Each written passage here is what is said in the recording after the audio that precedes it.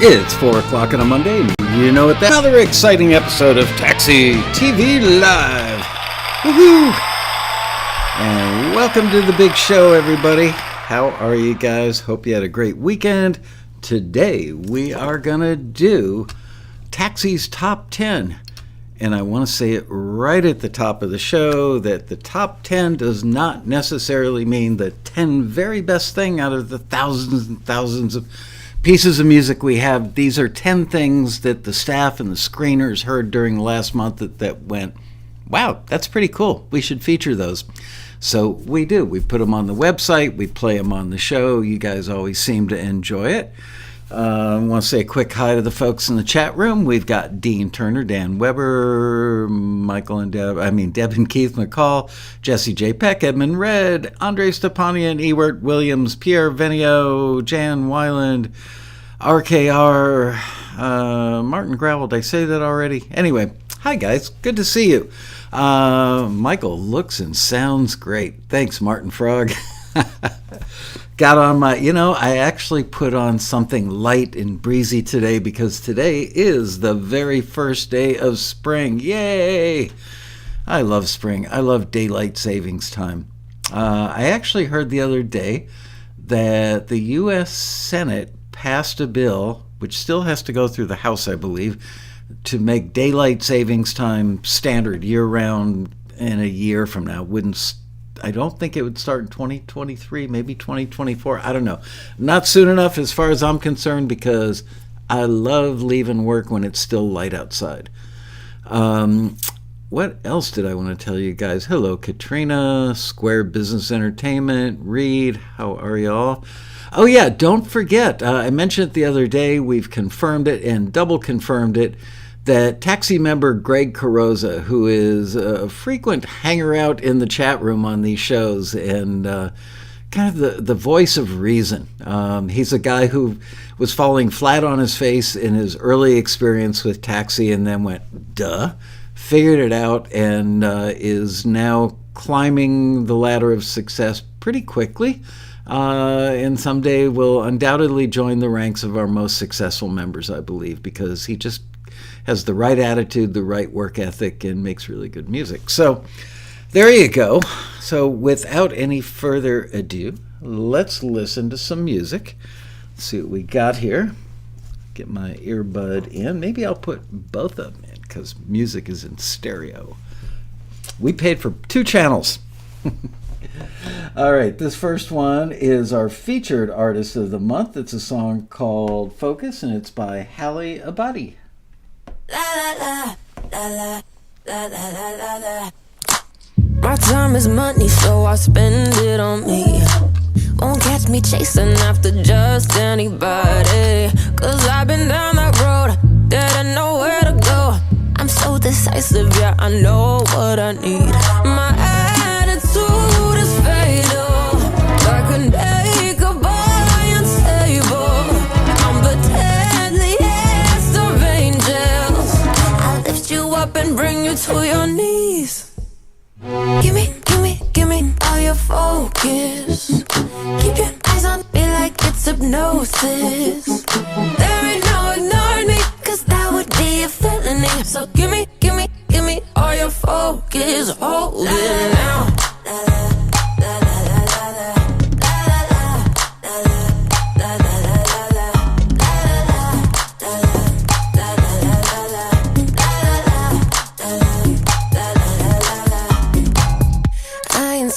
Gonna give what I'm getting, but I ain't selfless. Got that gold on my neck and call 911 in emergency. Can I get your attention, please? I need your body needing me, cause I gotta get what's good for me. My attitude is fatal.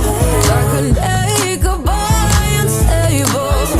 I'm the deadliest of angels. I'll lift you up and bring you to your knees. Give me all your focus. Keep your eyes on me like it's hypnosis. There ain't no ignoring me, cause that would be a felony. So give me all your focus. Hold it now.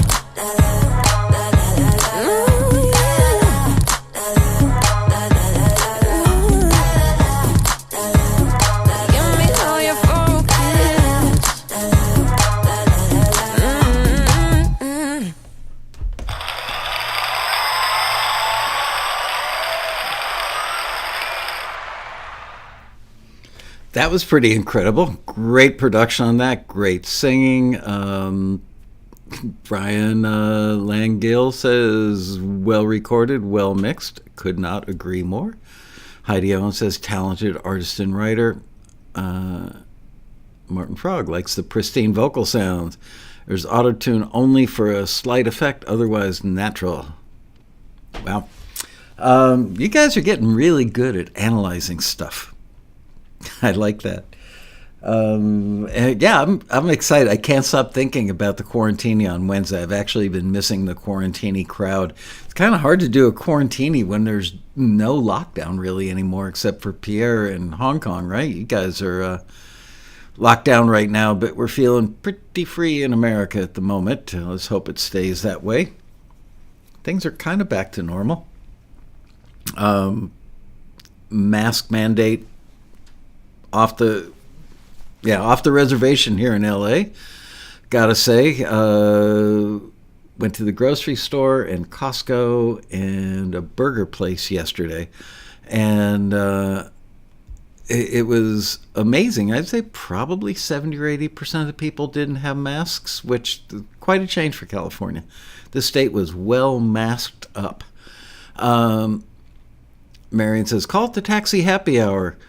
I will. It's just there's no longer a crowd stuck at home. I feel goofy doing them. I'm thinking about doing something like the Quarantinis, but just like members only, to ask member-related questions. Kind of the similar vibe as the Quarantinis, informal and not too structured, but a place like maybe a weekly. We used to do. I just said a bunch of words and didn't even complete a single sentence. How about that? If I remember, like 5, 6, 7, 8 years ago, we used to do a weekly show for members only. And it was so that members could ask questions, specifically about taxi and their memberships. And I may start doing that again. 7-Eleven closes at 8 o'clock. Wow. The taxi family meeting. The weekly taxi cult get-together. How's that? Anyway, let's listen to some more music. Let's see what we've got here. This one's called Help Myself by Annika Carew. Let's have a listen. Time ticks, the clock is speeding up. Can't help but wondering if you're still up. For all I push it away, the more the question stays. Was I ever something you couldn't replace? I know I'm too cynical, blind with glasses half full, but this was one if I ever saw it. All my walls are crumbling, every step I fumble, darling. All my walls are crumbling away. Told myself I'd be fine, knew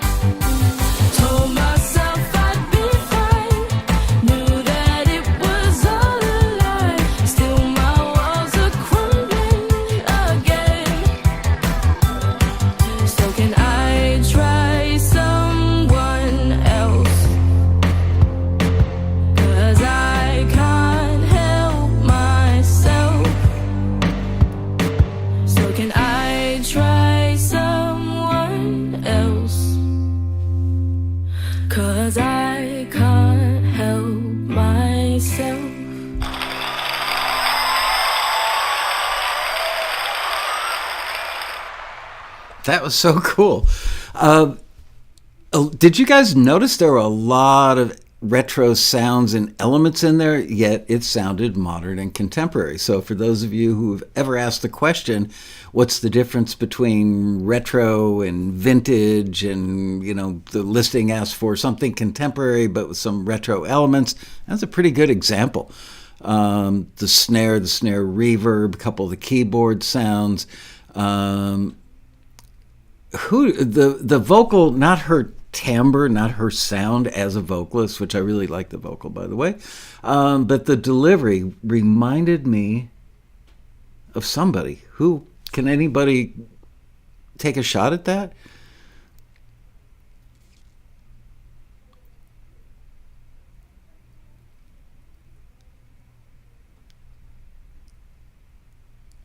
It almost had a little bit of an Annie Lennox, like if Annie Lennox were 27.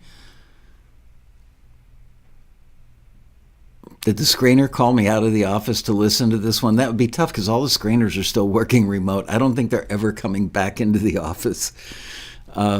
We have started doing screener meetings. We call them tune-ups, and doing them on Zoom, which is nice.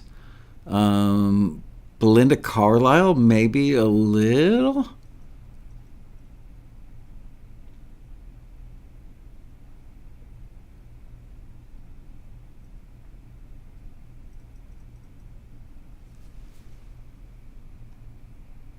Anyway, I couldn't help think it sounded like somebody, but not to the point where, that's, it's derivative or a ripoff or anything. Just reminiscent a little bit.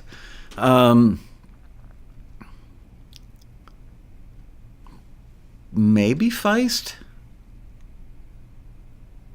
I'm trying to hear Feist in my head.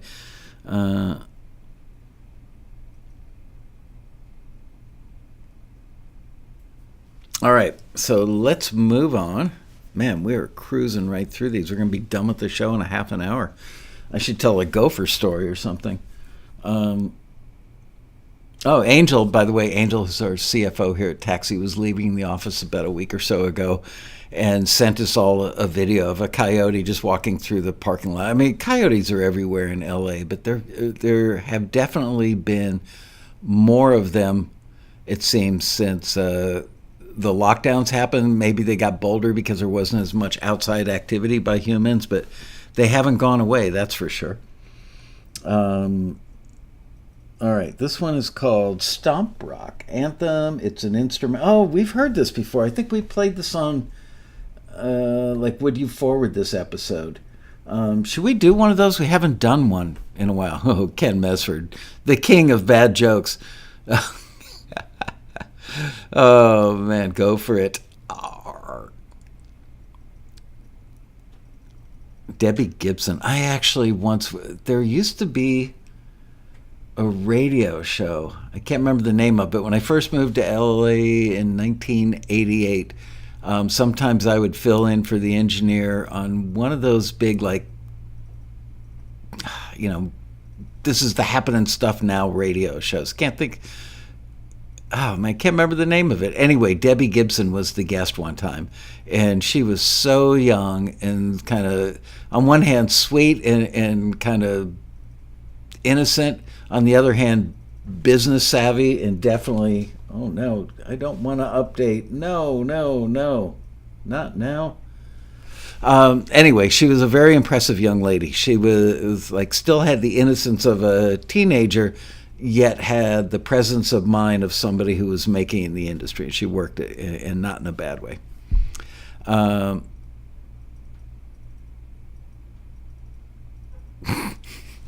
All right, let's have a listen. This is Stomp Rock Anthem by Anthony Kneeshaw.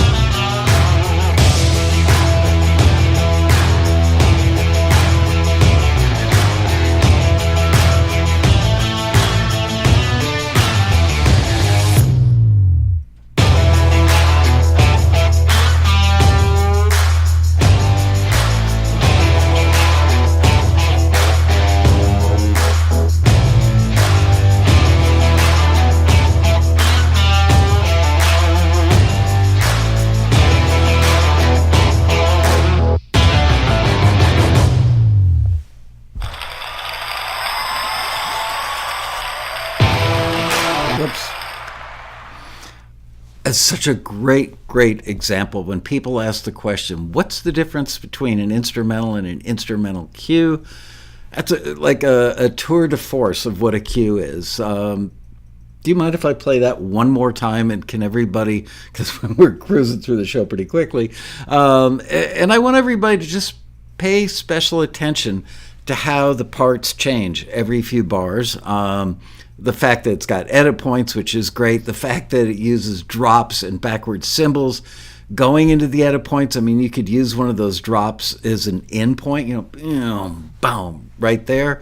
You could use a backward cymbal, which, by the way, back in my day when we used to walk in 3 feet of snow for 10 miles to get to the studio and had to wake the squirrels up and give them a little corn to eat to get the wheels going and get the studio happening, we used to do backward cymbals like this. You would have a guy go out in the studio and put like any kind of microphone, frankly, on a cymbal. Always sounded pretty good, but usually like an 87 or 414 or something from like 3 feet away, and hit the cymbal like medium hard. And we would do that maybe 5, 10, 20 times, and then and record it on 1/4-inch tape, and then flip it over and listen to them backwards and find the best one, put a leader in front of it, a leader behind it, cue it up to about 2 inches before the playhead, and then roll the 24 track with the song that needed a backwards cymbal and go boom and fly it in by hand. Little different than today, huh? You kids have it so easy today. All right, let's listen to that one more time. Pay special attention to how it builds and how the parts are different and all the edit points. It's awesome.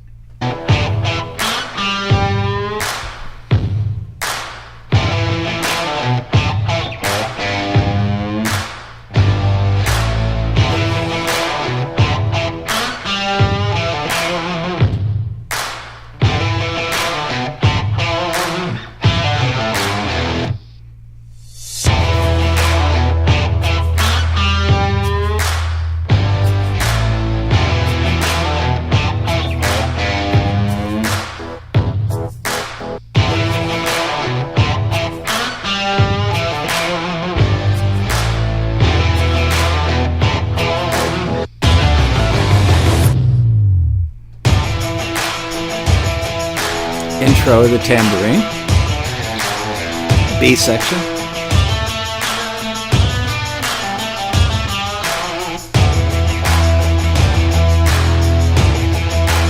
little fuller B section,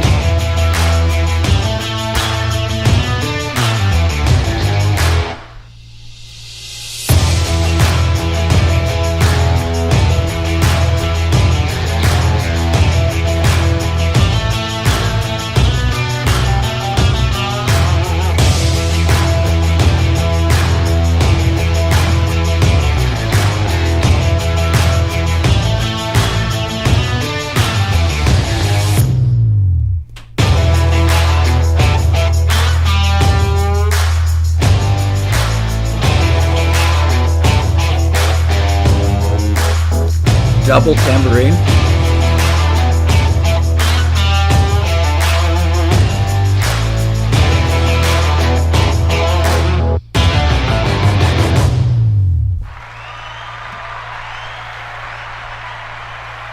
I love it. Such a great example.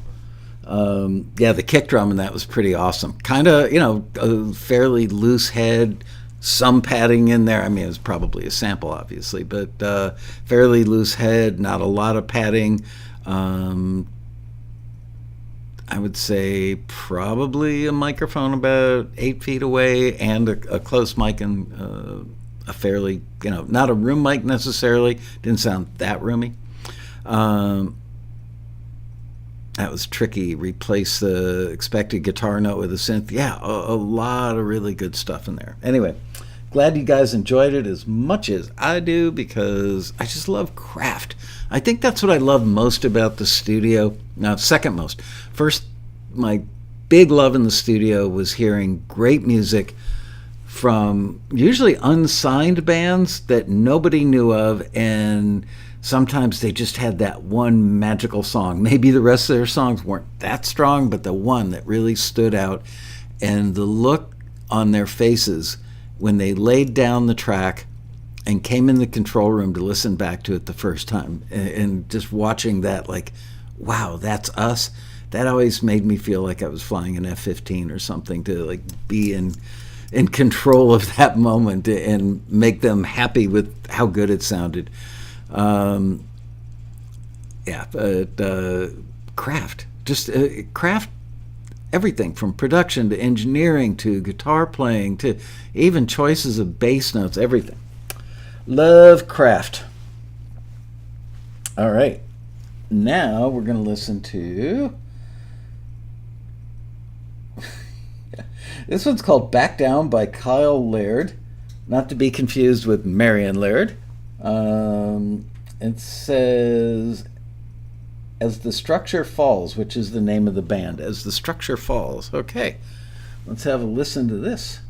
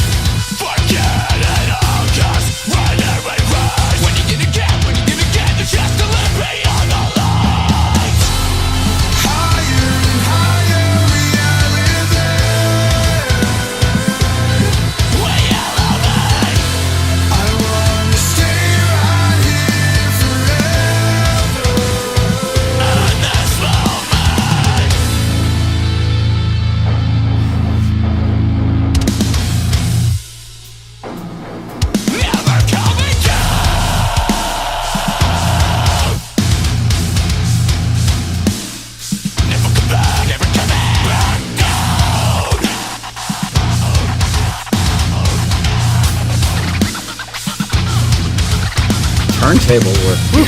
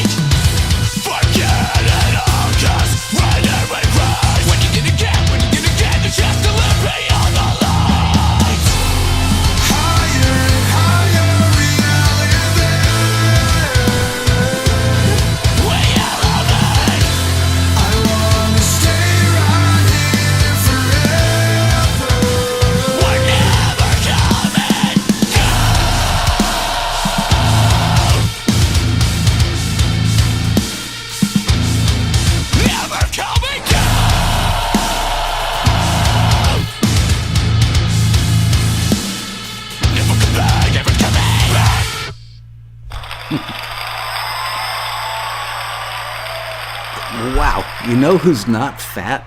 The drummer in that band. Can you imagine the calories burnt by that dude? Assuming it's a dude. Could be a lady. Wow. Again, great production, great everything in there. It's definitely not a genre that I would listen to on a road trip, but you got to appreciate the craft. The quality of that was just amazing. And the vocal, holy crap. Everybody, same thought I was having, which is it made my throat hurt. Yep. I prefer to gargle a sheet metal screws before I sing like this. Oh, man. That was incredible. It is. Somebody just said, Keith Summers says, totally tight. Amazingly tight. Amazingly. Wow. I love checking out what our members are doing. You know, I think it was Marion said earlier, Taxi has made her aware and appreciative in so many words of so many genres. That's one of the greatest benefits of working at this company. I think all of us would say that jingle for Sucrets, very good, Pierre. That, you know, we all get turned on to genres that we normally wouldn't go out of our way to download or stream or buy a CD, God forbid. And then you listen to stuff and go, wow, that's really well done. And somebody out there someday needs it for something. That's the cool part. All right. Let us listen next to, this is called New You from Jonathan Goldman, and the band is Basic Elements.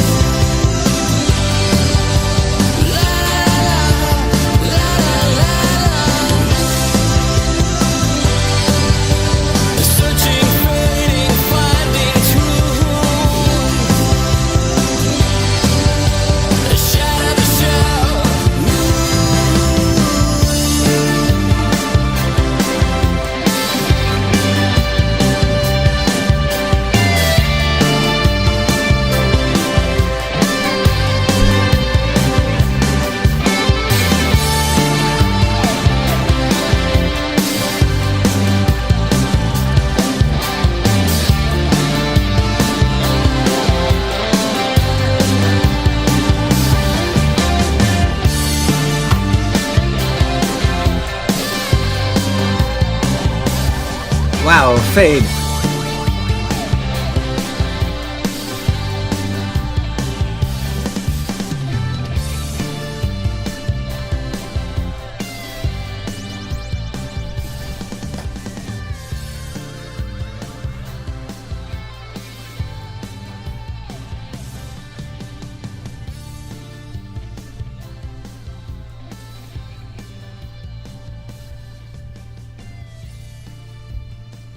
That's a long fade.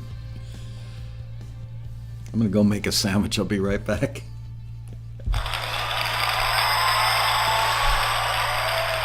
I know. I guess Marion says I miss fades. You know, we live in a world now, and certainly with film and TV, where fades are not cool. But I mean, okay, let's talk about this for a minute.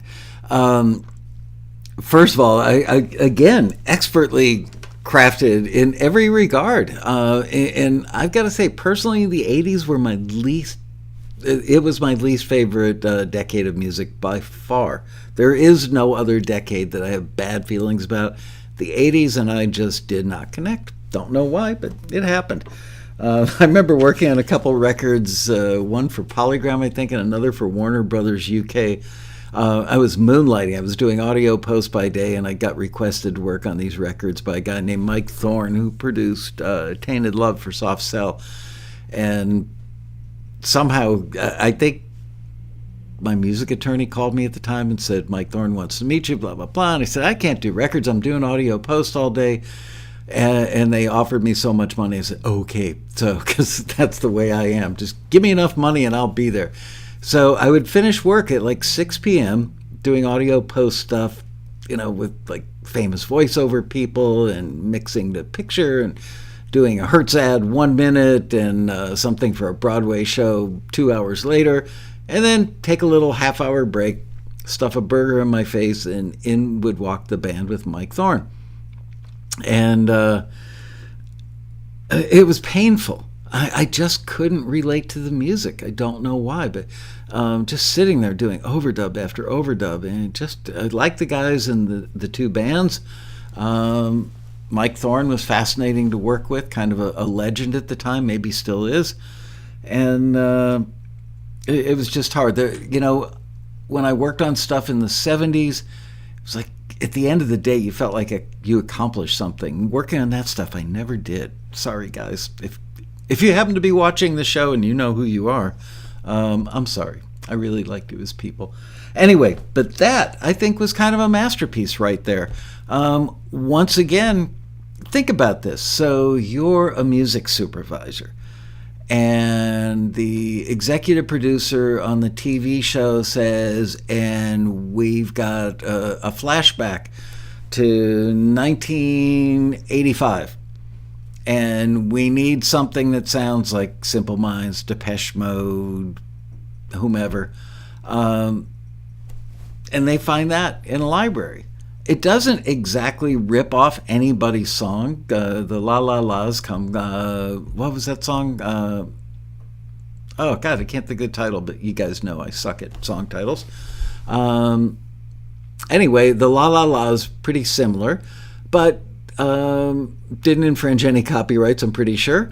And the vocal approach, the way the vocalist stylized it, the sounds, the snare sound in that, by the way, was spectacularly good.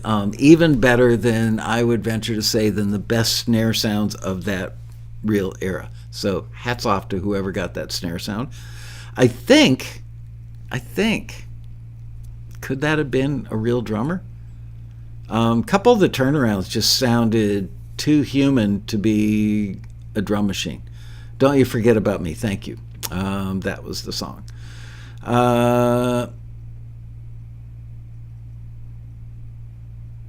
Snared the snare, there you go. Anyway, I just thought that everything about that was perfect. So if a music supervisor was tasked with, get me something that sounds like those bands, that really sounds like those bands, but doesn't rip them off. So when our young couple walks into the party, that's playing in the background. There you go. That is perfect. Good job on that, Jonathan Goldman. Here's a guy I haven't heard from since I interviewed him for the newsletter like a year ago. Derek Handy, who he's like so modest about his success and the number of placements he gets. If you Google Derek Handy, Handy, in Taxi, you'll see the interview I did with him, I think during the quarantine. I don't know. Time is an abstract concept at this point, right? I'm actually going to see two of my grandkids this weekend, and my daughter pointed out that I haven't seen them in 3 years. It had been a year since I'd seen them, and then COVID happened, so it's been 3 years in total. And I've got a grandson that's 3.5 years old. Last time I saw him, he was like a newborn practically. So anyway, excited about that. But again, the concept of time, it's all relative. All right, here we go. This is called Rise and Fall. It's an instrumental, and it's by Derek Handy. There's my radio voice.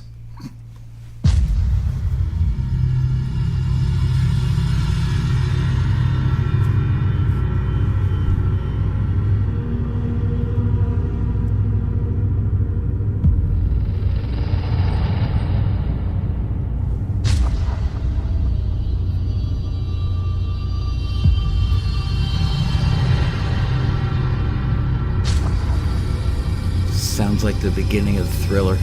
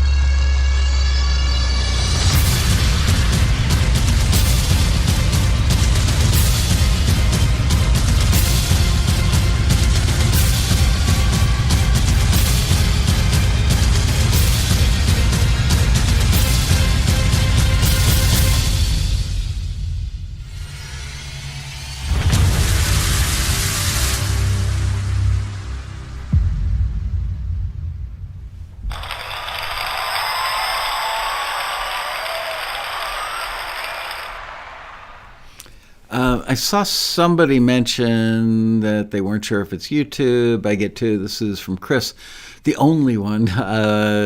Too much bottom and not enough high end. It's funny, I'm listening here, and what am I listening to? I'm actually listening to it go from a Mac laptop into my Rodecaster, out of the Rodecaster and into the software that broadcasts the big show. And I was hearing it be very bright and not a lot of bottom end. So I have no idea. But yeah, Derek Handy is a sweet, nice, humble guy, very unassuming. And to listen to this and go, wow, that came out of him, I'm impressed.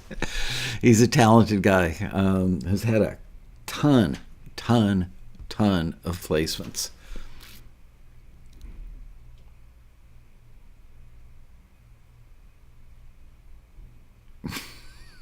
My guest says, haven't cut my hair in 2 months. That's about normal for me.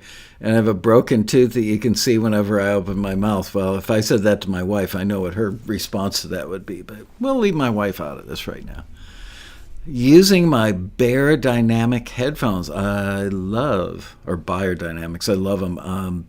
Back in my Criteria Studio days, I want to say they were DT 90s or 900s or something. I don't know. They were white, indestructible Beyers that it was amazing. Excuse me, how many times people would stand on the headphone cable and or have their foot on, and then stand up to get out of a chair and go hit the men's room or something. And they were so smart, the people at Beyer, that where the cord went into them was made to come out. Clearly, they were built for the studio. 770s, maybe. I mean, these would have been, they were white, kind of rectangle, close-eared, black foam pads around them, with plastic over the foam. I remember they weren't amazing sounding. They were good sounding, not like amazing, like Koss headphones colored the sound. They had a sound. The Beyers didn't. They sounded like kind of like our control room monitors, at least the like NS10s, which I don't think we had that. What do we have? JBL 4311s probably. Anyway, I like Beyers. They took a lot of level. Mark Field loves his DT 770s. I should buy a pair of Beyers. I haven't had any in a very long time. Speaking of equipment getting destroyed when you didn't want it to, when I first moved to New York from Florida, and I just got mad one night and said, that's it, I'm never making another record. I went home and woke up my wife and said, come on, we're moving to New York and I'm going to do audio post-production. I didn't have a clue what audio post was or how hard it was. Whole different craft than doing records. Anyway, one of the things that I did, I worked at a place called the National Video Center, which used to be a huge bus terminal on 42nd Street and 9th Avenue in Manhattan. And the movie Tootsie was actually filmed there. Dustin Hoffman was walking around dressed in drag when I went to apply for the job, sitting next to me. And I remember thinking, boy, that poor woman is just not very attractive. And it was Dustin Hoffman. I had no clue. Sitting next to me on the couch in the waiting area. Anyway, what was his name? Bill Parcells was the coach of, I can't remember, the coach, Giants or the Jets? I can't remember which. Anyway, Parcells, one of the great coaches of all time, nice enough guy. But every Friday, I think they came in to do the weekend pregame show. And Parcells and whoever the host was, and like 4 guys from the team. And the Giants, thank you. Pierre says the Jets. I'm pretty sure it was. Let's find out. Let's find out. I've got time. Ewert says the Giants. I know him to be an honest guy. Which New York team did Bill Parcells? Whoa, something went wrong. Oh no, Google's broken. Which New York team did Bill Parcells coach? The Giants. New York Giants. From 83 to 90. Okay, so anyway, these guys would all sit. They were talking heads, like 4 or 5 of them on a table. And when the show was over, every time I worked with them, I'd say, guys, remember, please wait for myself or my assistant to come out and unplug your lavalier microphones before you stand up and walk away. They never did. I swear they did it on purpose. Sometimes they would pop them off themselves and literally step on and crush a lavalier microphone because they were multi-millionaire football players that could get away with that stuff. And I'd hold up a broken mic and go, Coach, come on. And he'd just look at me and go, what? What can I do? Anyway, so the Beyer headphones were built to take that kind of abuse, although I never tested them on the New York Giants.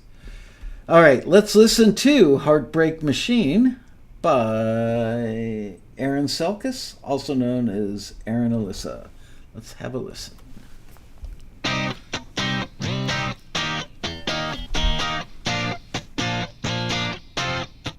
You say you're torn 'cause I'm pulling you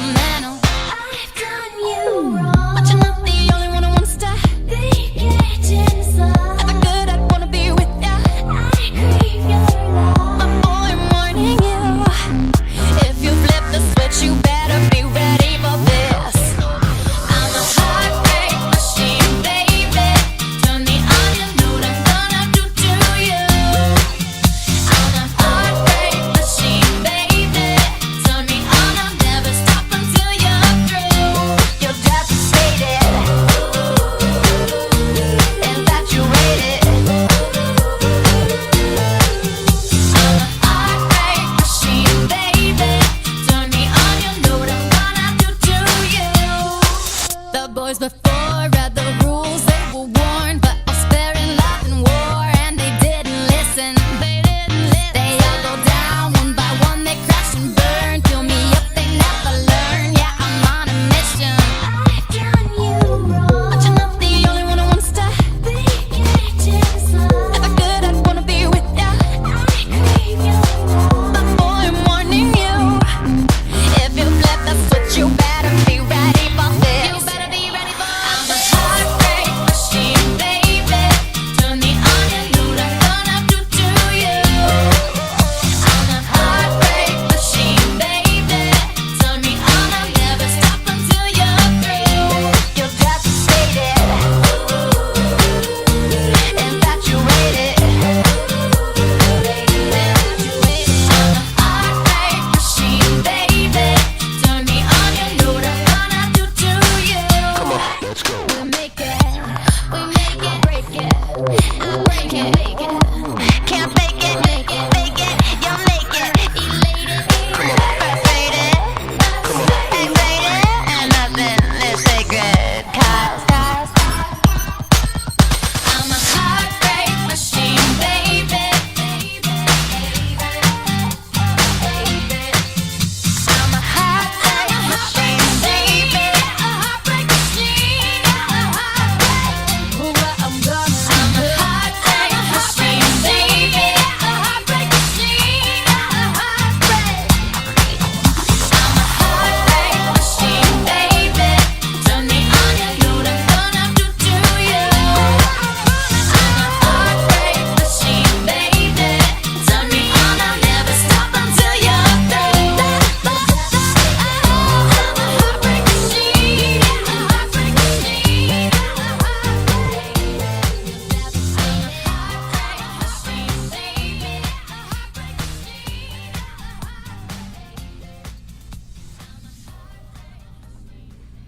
Another fade. Wow. Maybe fades are coming back. Whoops. Sorry. Paul House is in the house. Wow. Yeah, I love that song. I've got to say, I'm sure it was intentional. I don't think it was accidental at all because the kick drum was like really tiny and super compressed and had very little bottom on it.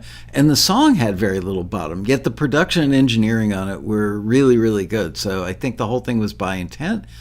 I don't know that I would, I'm too old and I wouldn't have thought that. I wouldn't have come up with that. I would have approached it differently, but I think what they did is better. It was really, really good. Break my heart if you must, but just keep singing that song. Paul's going to bed. Paul, I just saw you in the chat room, dude. You can't go to bed. Oh my gosh, what time is it over there? It's like 1 o'clock in the morning, right? Anyway, good to see you, Paul. Hey, Paul, I may be coming to the UK in the next few months. It is a little Kylie Minogue-ish. I would say you're right about that. I've been talking to some songwriting organizations in the UK, and we have a pretty strong following in the UK, and it's been years and years, like probably 15 or more years since I've gone over there and done like a one-man taxi thing. So I'm thinking about it. Anyway, all right, let's listen to the next one. This is called, I love the title of this one. I noticed it before. This is called The Devil's in the Whiskey, and it's by John Weber. Not to be confused with Dan Weber, although you guys could be related because there are only like, 4 or 5 Webers in the world? Here we go. Heartbreak Machine. You say you're torn 'cause I'm pulling you Nope. apart, but I told you. I mean, The Devil's in the Whiskey. Oops.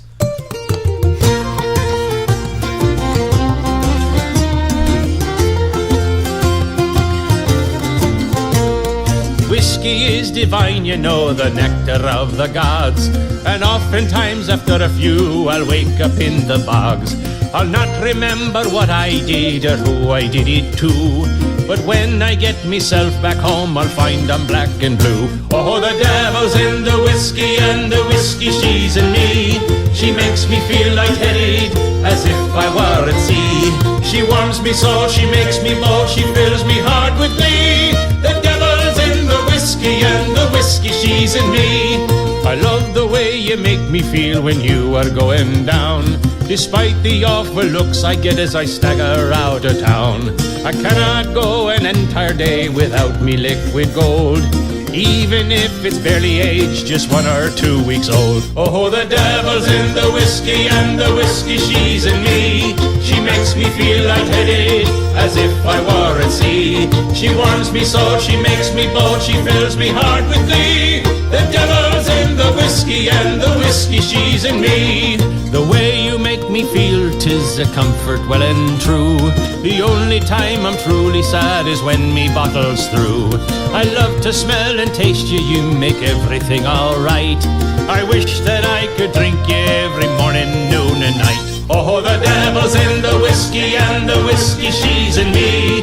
She makes me feel lightheaded, as if I were at sea. She warms me so, she makes me bold, she fills me heart with glee. The devil's in the whiskey, and the whiskey she's in me. Your golden amber color, it takes me breath away, and I enjoy your tasty pleasure each and every day. I'll happily spend all me money for another round, and pray I make it home tonight before I hit the ground. Oh, the devil's in the whiskey, and the whiskey she's in me. She makes me feel lightheaded, as if I were at sea. She warms me so, she makes me bold, she fills me heart with glee. The devil's in the whiskey, and the whiskey she's in me. We never own the whiskey, the best we can is rent. That sweet and golden nectar to us is only lent. Our bliss is temporary, but the joy is still sublime, for we can drink our friend the whiskey time after time. Oh, the devil's in the whiskey, and the whiskey she's in me. She makes me feel lightheaded, as if I were at sea. She warms me so, she makes me bold, she fills me heart with glee. The devil's in the whiskey, and the whiskey she's in me. I took up with the whiskey when I was just a lad, and learned to hold me liquor just like me dear old dad. Now I must drink twice as much as any other bloke before I can go home at night and give me wife a poke. Oh, the devil's in the whiskey, and the whiskey she's in me. She makes me feel lightheaded, as if I were at sea. She warms me so, she makes me bold, she fills me heart with glee. The devil's in the whiskey, and the whiskey she's in me.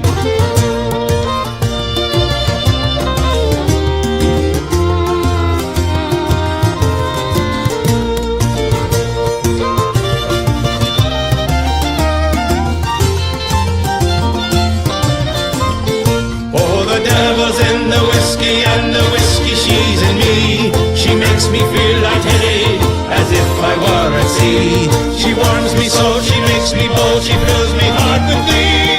The devil's in the whiskey, and the whiskey she's in me. Oh, the devil's in the whiskey, and the whiskey she's in me. Hey!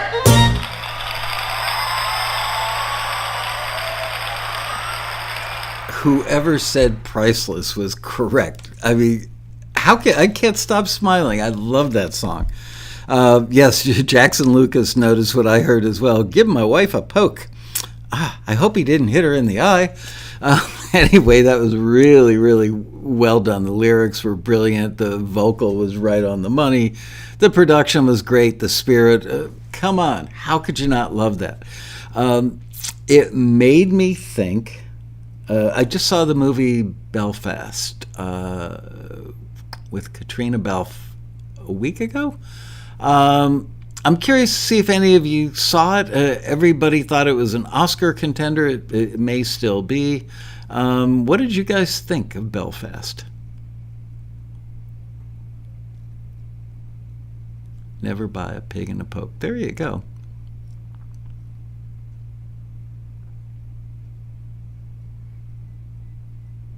Wow, nobody saw Belfast. Nancy Colell. I should be drinking Jameson right now. There you go. I'm pretty sure he would be very happy if you did that.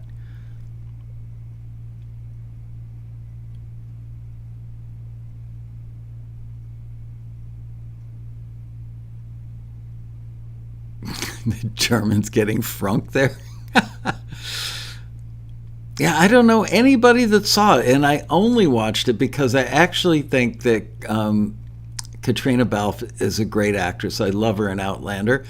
And I thought, well, it's getting a little buzz. Let's check it out. And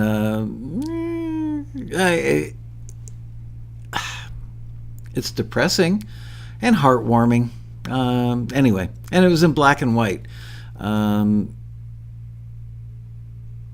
Did I like Belfast? I wouldn't watch it a second time, and I do tend to watch movies that I love many, many times. It's a new movie. It's been out for like a month or so.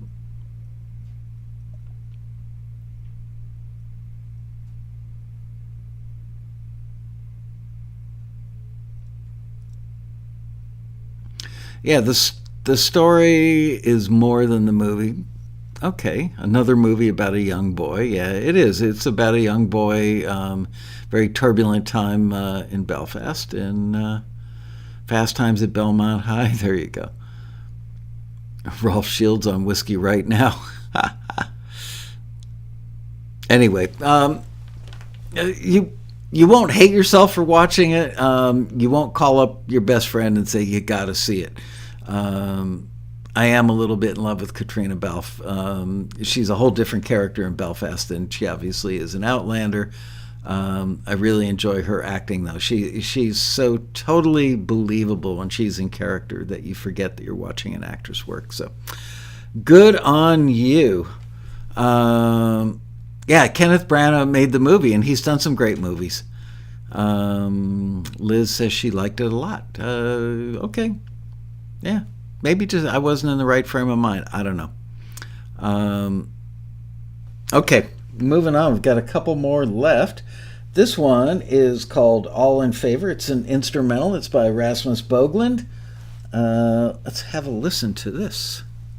Time for a single malt. You guys, you're all about the drinking now.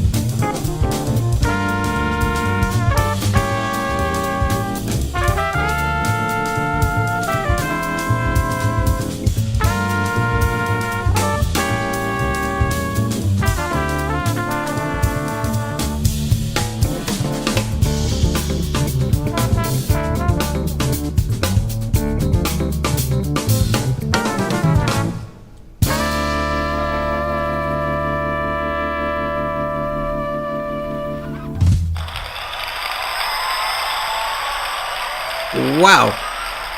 You gotta love this, you know? Our members are so diverse, and the music is so incredibly good.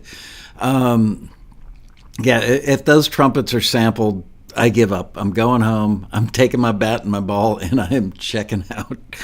Incredibly good. Every one of the players was amazing. And I don't mean to criticize this. It's just a matter of taste, okay? And I'm only saying this because I got chewed out by a jazz artist I was recording in maybe the late 70s, early 80s, guy named Ernest Ranglin from Jamaica. And he looked at me and he said, you're engineering our jazz record like a rock record or a pop record. We're in a room. We're looking at each other. We're standing 6 feet away from each other. We want to feel the room. We want to hear the room. So I love everything about what we just heard, but the whole time I'm sitting there hearing Ernest Ranglin sitting right there on my shoulder going, more room, more room. It was a great engineering job and a great mix, just more room, but that's a personal preference thing. But the players, oh, wow. Whew. All right, last one on the list. This one is called Girls by Luiza Lale, L-A-L-E, Lale? Luiza Lale? Let's go with that. Let's have a listen to Girls. You're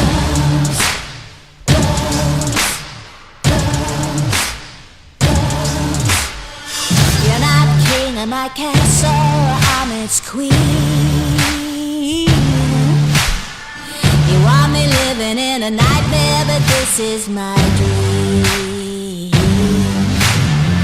We're not living in a fairy tale, don't need you to rescue me. I'm exactly where I wanna be. We're not all about diamonds and pearls. We're not all about makeup and curls. Don't underestimate, we'll tell it to you straight. We're gonna rule the world. We're not all about diamonds and pearls. We're not all about makeup and curls.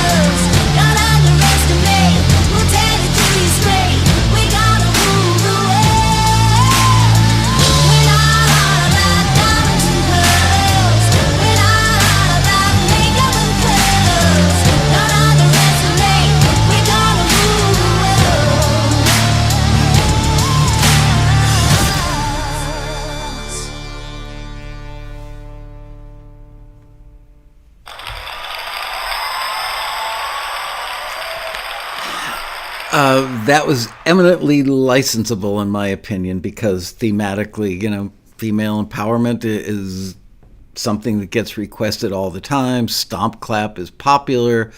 It's the lyric theme and the track work really, really well together to make something that's very licensable, in my opinion. And there you go. Katrina agrees with me. Katrina, you're so smart. Totally strutting. This should get placements early. I agree. So Jesse J. Peck asked me in the chat a few minutes ago, how would I make more room? Well, Jesse, the thing about that is it's very dependent on the song itself, anything from the key to the tempo to the dynamics to clearly the instrumentation. So there's not like a generic prescription for just adding room. I know it's easy to default to, well, I just throw up a stereo pair of room mics, and you could. The problem with stereo room mics is if your drummer is a medium hard to hard cymbal hitter, you got a problem. So, you can gate them, you can do all kinds of stuff, but I would say just get mic the room correctly. So you have to consider all those elements. Now, the day that Ernest Ranglin said to me, you're engineering this like a pop record or a rock record, whatever he said, he was 100% correct. And the room we were in was 43 feet deep, 25 feet wide, 20-foot ceilings with pyramids built in, like, I want to say like 10 double pyramids going down the ceiling. But they were carpeted. The rooms back then were very carpeted. Remember, this was in the era of the Bee Gees.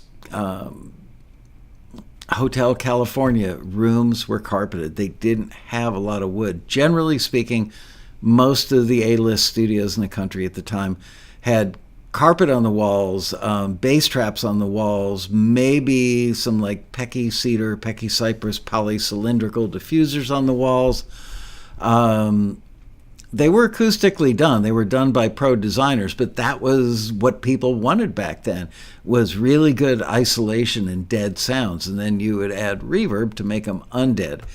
So trying to record a jazz record, a legit jazz record in a legit jazz recording way, didn't really work well in those rooms. But guys like Rudy Van Gelder, who's the king of doing jazz records and recording direct to disc, they would go to a tape machine just as a backup, but they would literally take the stereo bus right to the cutting lathe and record right to the disc. And a lot of times they would avoid consoles and just use like super high-end Class A preamps and just avoid all the stuff in a console just to get the noise lower and get more purity of sound.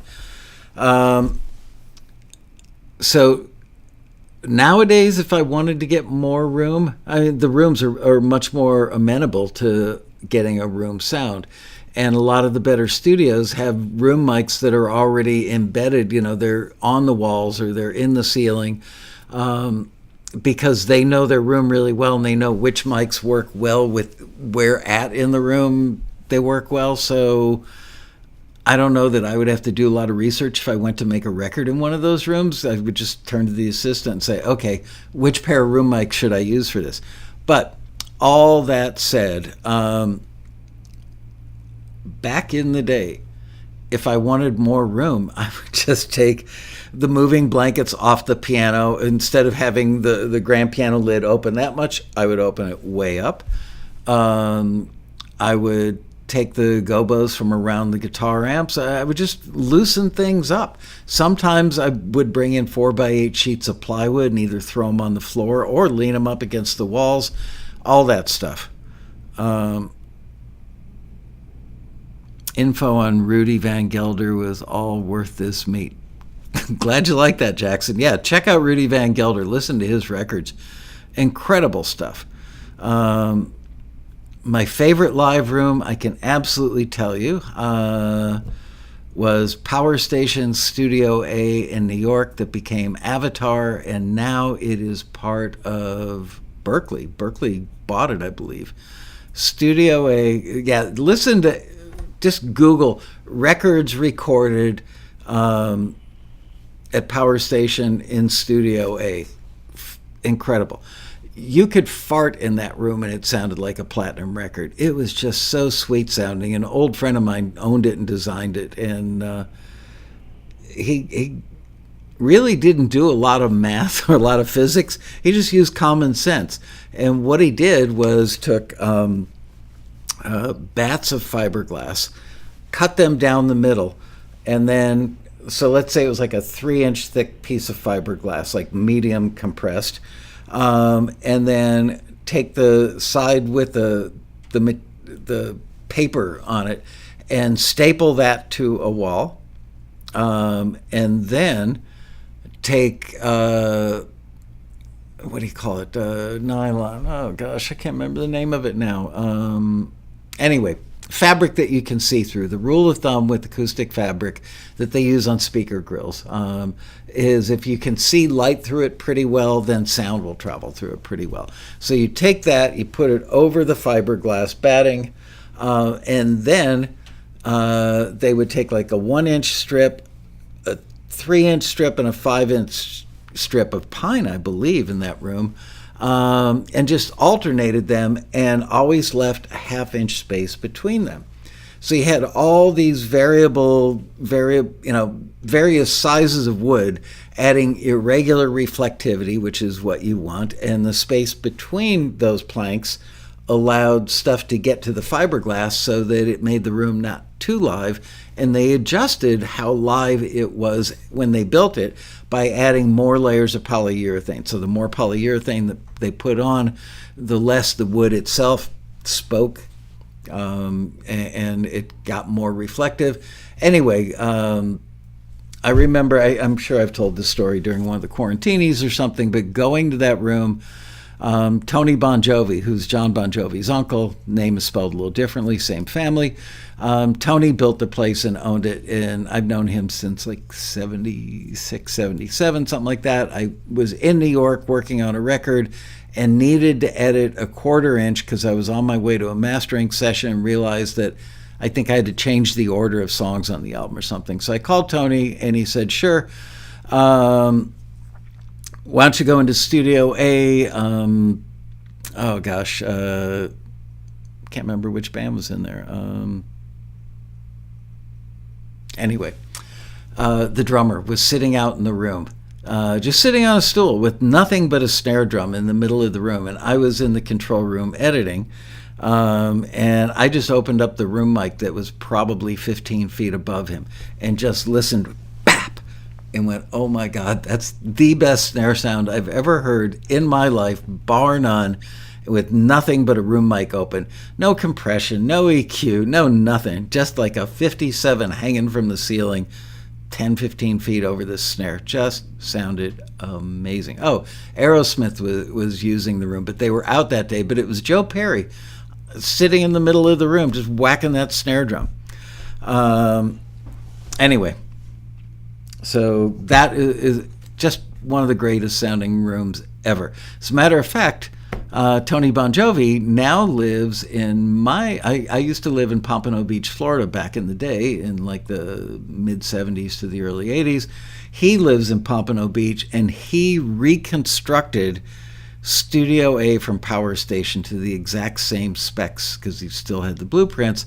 And that studio exists not only in New York City, and I think somebody else built a replica of it somewhere in the Northeast, but it's in Pompano Beach as well. So yeah, if you are ever in Pompano Beach, Florida, or Fort Lauderdale, basically Pompano Beach is like North Fort Lauderdale.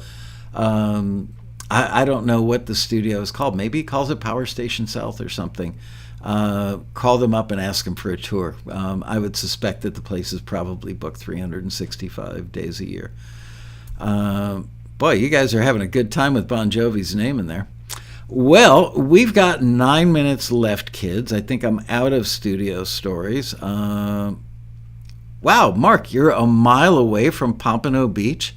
I used to live at the intersection of Atlantic and Northeast 13th, I believe. You're welcome, Jesse. People work so hard to isolate stuff, but you don't listen to music isolated. But that was the sound of back then. I mean, listen to like any of those Bee Gees records. It literally sounds like every single instrument was overdubbed in a carpeted room, because it was. It sounded great because that was the sound of the time. But if you went back to one of those rooms, which they've now heavily modified and updated them to sound right for today's records, but man, oh man, if I went back to Studio C at Criteria, which is where I Shot the Sheriff was done, One of These Nights, Hotel California, Fooled Around, Fell in Love by Elvin Bishop, Jive Talkin' by the Bee Gees, Saturday Night Fever, all that stuff was recorded there. And it was a tiny room. The live room itself, I'm guessing, was 25 feet deep by maybe 20 feet wide. It was tiny. And almost all carpeted. I mean, you walked into that room and it was like walking into an anechoic chamber where you could like hear the blood coursing through your veins. It was so dead in that room. Jan Wilage, 3 counties away from Pompano Beach.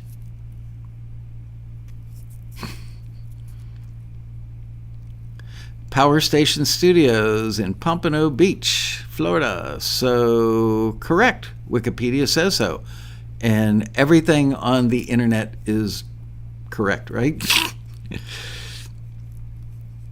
Will I mix a song for you in that badass console? I would if I could, but here, let me show you what's really behind me.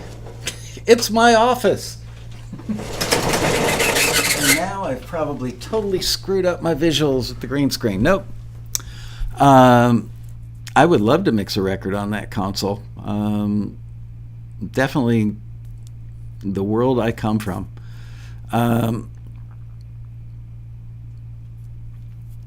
Co-founder of Bon Jovi Acoustic Labs, headquartered in Port St. Lucie, Florida, has developed a suite of algorithms called Bon Jovi Acoustic Labs Digital Power Station. I should go visit Tony, because Port St. Lucie is one of the greatest snook fishing places in the world, maybe the greatest. Oh, look. The guy with the alarm that goes off numerous times a day is back. He disappeared for like 6 months. I liked him better when he was at home wearing a mask in his backyard. Come on, buddy, turn it off. Yep, there he is. That's right, Jan, you live in Port St. Lucie. Nobody could snooker you. Hoo-hoo.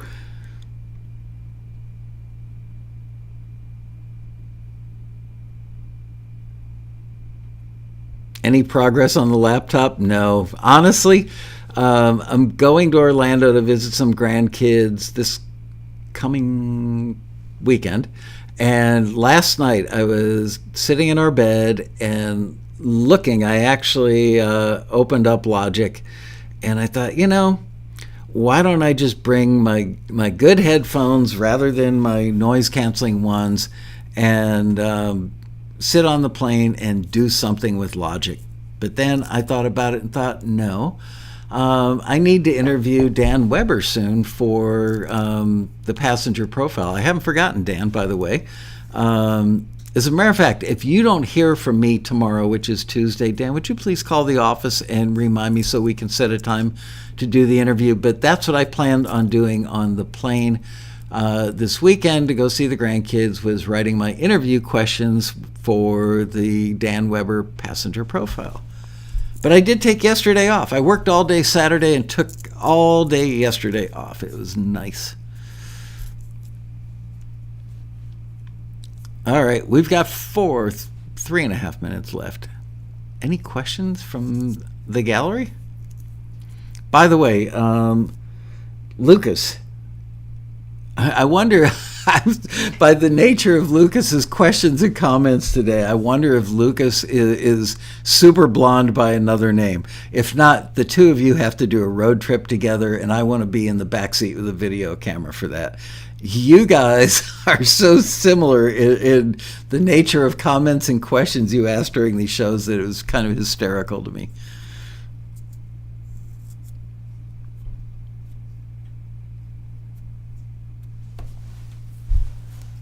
Richard Emmett, how are you, Richard? Good to see you in there. I love it when I see old friends pop in the chat room. It's like, are you guys sitting there quietly at home eating your dinner and watching the show, and then you make a comment? It's like, oh, Richard Emmett's here today. Have you been here all day? Question. This is a great question from Katrina. Where does jazz get placed in sync? The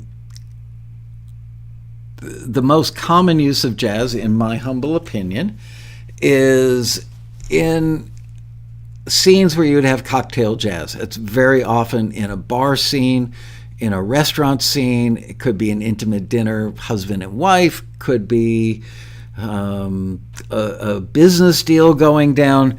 But I've always said that jazz, cocktail jazz, solo piano cocktail jazz is a good investment of your time and expertise. And they're not looking for the most amazing player tinkling the ivories. They're looking for something that blends seamlessly into the background while a lengthy conversation is going on, which means the music is going to run for a very long time. I know I've said this 1,000 times, but there are new people in the room today. Yep, Bob Meddy, he's the king of that stuff. Anyway, they don't want anything that gets your attention, because if it gets your attention, then you've missed out on the dialogue and the action in the scene. But a typical instrumental cue in a reality show, let's say, could get used for 4 seconds or 12 seconds or 19 seconds or maybe 26 seconds.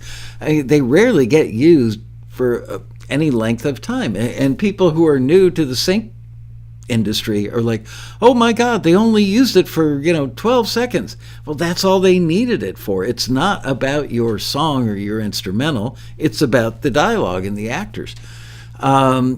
But in the case of solo piano cocktail jazz, it will play for a long time because it's a continuous conversation, a dialogue.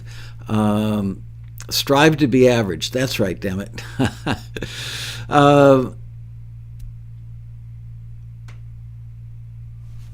What else did I want to say about jazz? Club scenes, or think about like the Ocean's 11 movies. By the way, we have had so many great listings. Congratulations to our A&R department. They have been killing it, just absolutely killing it with great listings. I've noticed that submissions are kind of slow lately. I'm guessing it's because people can't afford to submit because they're going broke buying gasoline and groceries. Hopefully that will end in another year or two. It sounds like it's going to be around for a while. But the quality of the listings, the places the listings are coming from, the new companies that we're adding. If you've already got your music in 3, 4, 5 different catalogs, and you think, oh, I'm all set. I've got all these people wanting my music. We just keep adding better and better. Not that the companies we ran listings for before were slouchy by any stretch of the imagination, but we just keep running better listings from better companies, and I hope you guys take advantage of that. Pierre got a placement in the hiking show with a Dixieland type cue. There you go. Marion says the listings are fab. Yep.